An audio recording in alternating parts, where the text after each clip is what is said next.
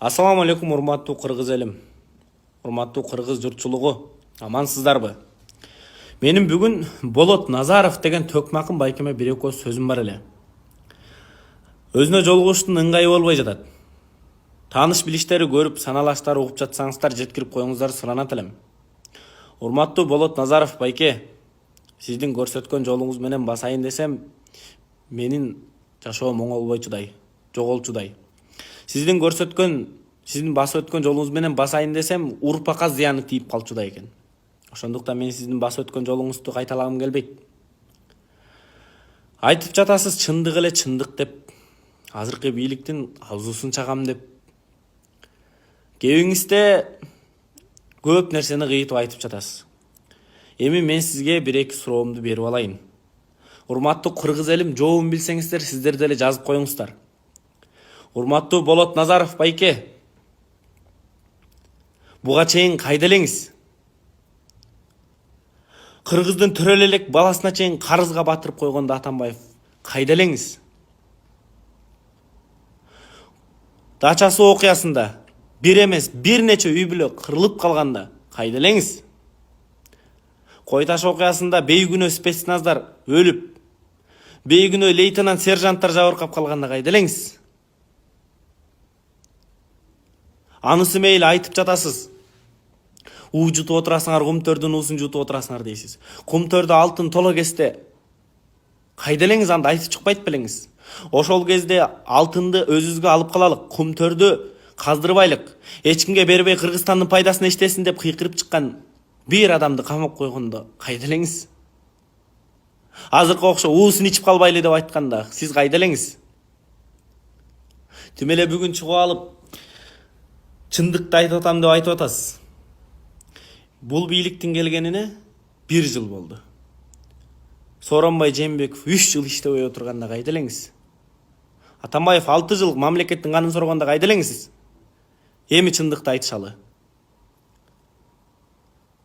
Жоксуз. Чийинден чыга калдыңызбы? Же чийинде уктап жаттыңыз беле буга чейин? Чийинден чыккан чөндөлөйдөй болуп, азыр чыгып кыйкырынып атасыз. Жаш экен дейин десем, жашыңыз менден бир топ улуу экен. Мен эс тарта электе сиз эс тарткансыз. Мен көп нерсени биле электе сиз билгенсиз. Билген нерсеңизди, тилиңизди тишиңизге катып унчукпай отургансыз. Коркоксуз. Мен сизди коркоксуз деп айта алам. Анткени Кыргызстандын тарыхында эбегейси чоң орду бар. Кечирилгис окуялар болуп отурганда сиздин айтканга укугуңуз бар болчу, сиз бирок айтпай тилиңизди жаап отургансыз. Акындар айтышы керек болчу деп айтып атасыз. Кана айтканыңыз ошол кезде айткандарыңыз? Атамбаевка же Жээнбековго бир сөз айта алдыңызбы? Азыр айткандарыңызды карапайым эл жаман көрсө, сизди сооротуп койгон окшойт, ал фейк троллдор деп. Ошол сиз фейк троллдор деп аткан элдин баардыгы карапайым эл болуп эсептелет. Билбесеңиз билип алыңыз. Фейк тролль деген эмне экенин билесизби сиз биринчи? Сиз мени да айтышыңыз мүмкүн фейк тролль деп. Мен лицомду көрсөтүп, мен сизге ачык айдын кайрылып атам. Кыргызстанда негизи бир эле киши бар болчу, карапайым элди фейк тролль деген. Экинчиси сиз болдуңуз. Эми урматтуу Болот Назаров байке, айта берсе көп. Буга чейин тилиңизди тишиңизге катып отурганыңыз айдан ачык көрүнүп турат. Мен сизден суранат элем.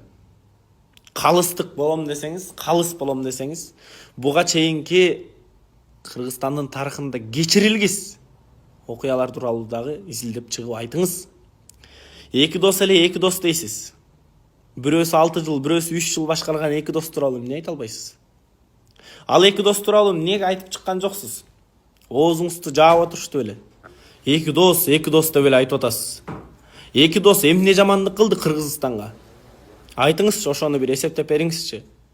30 жылда болуп көрбөгөндөй Кыргыз армиясы толуктоолорго туш болду го. 30 жылда алынбаган техникаларды, дүйнө жүзүндө биринчи орунда турган учкучсуз аппараттарды алып Кыргыз армиясын күчтөп койду го. Аны эмнеге айтпайсыз?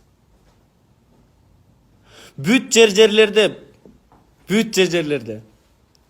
өнүгүү өсүү болуп жатканын көрүп турасыз дагы, бирок аны айта албайсыз. Коркоксуз. Сиз 1 жыл иштеген бийликке сын айтып жатасыз. 3 жыл, бирөөсү 3 жыл, бирөөсү 6 жыл иштебей, Кыргызды Кытайга карыз кылып отурган эки дос тууралуу эмнеге айта албайсыз, урматтуу Болот Назаров байке? Кана акындык касиетиңиз, кана сиздин калыстык касиетиңиз? Жок сизде алар. Акчанын кулу болгон, арамдын үлгүсү болгон байке болдуңуз.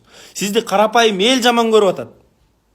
Сиз аны фейктер, троллдор деп сизди соротуп койгон окшойт чын эле. Тиги Болот Темиров деген досуңуз бу, кимиңиз билбейм. Жок. Сиз карапайым элди троллдор, фейктер деп айтканга моралдык дагы, конституциялык да укугуңуз жок. Акындар акындык ишти кылышат, акындыгын айтышат, билгенин айтышат, көргөнүн айтышат, көрөөгө чейин келет. Элимбирбек аганын маркум айткандарына мен толук кошулам. Айтат: туура эмес айтсаң бийликке дайыма эле жакшы эмес дейт. Түбөлүк бийлик болбойт, аны түшүнбөй коюу жакшы эмес дейт. Мен аны жакшы билем, колдойм ошол сөзүнчү. Өтө урматтайм. Сиз айтып гана тим болсоңуз мейли эле, жанагы аты жаман немени чегип алганыңыз бул өтө эле бир жаштардын эркенки келечегине балта чапкандай эле болдуңуз. Мен сизге көп сүйлөп башыңызды оорутпай эле коеюн. Кыскасы, элди фейк, тролл дегениңизди токтотуңуз. Бул бир. Экинчиси, калыс карасаңыз буга чейинки Дача суу окуясын, мейли Кой тош окуясын, адамдар каза болгон окуяларды айтып берейин мен сизге. Ошол эки окуяны эле изилдеп чыгып айтып коюңузчу. Кечеги пандемияда Жээнбеков бир бекер маска тарата албай койгон ошо Жээнбековду айтып чыгыңызчы. Матраимов тууралуу айтып чыгыңызчы, мейли мына натапош эле кетели. Айта албайсыз, коркоксуз. Урматтуу кыргыз элим, Болот Назаров байке менен мен сахналашмын деп койсом болот. Мен да комузчумун. Кыргыздын кылым карыткан касиеттүү комузун, НПОнун арам иштерин аралаштырганга Болот Назаровдун моралдык укугу жок.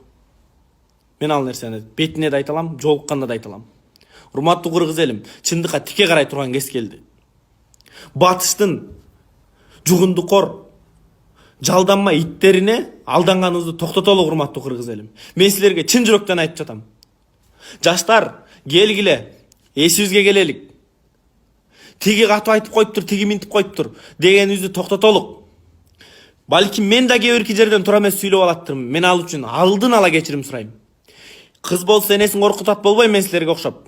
Урматтуу көпөстөр, ушундай аңарда токтотуп калгыла, тыйып калгыла өзүңөрдү. Эгер тыйбасаңар, эл толкуса жаман болот. Эл силерди жаман көрүп атат, урматтуу эки болот.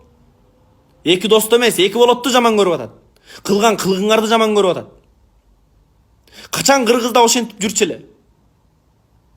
Эгерде жөнөкөй карапайым элдин баласы ошентип гашиш менен, ошентип дүңк менен кармалганда, эмгиче байкуш СИЗОго кирип кетмек, колонияга кирип кетмек.